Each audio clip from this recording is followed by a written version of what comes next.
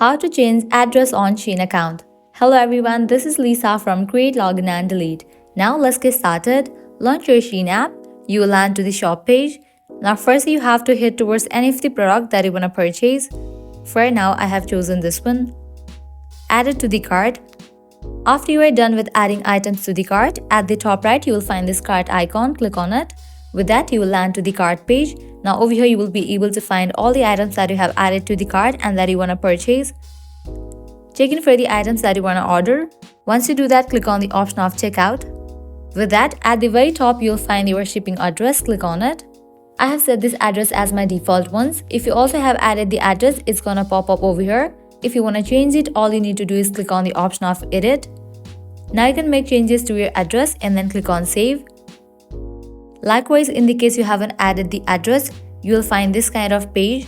Now you have to fill this and click on the option of save. With that, your address on Shein account will be updated.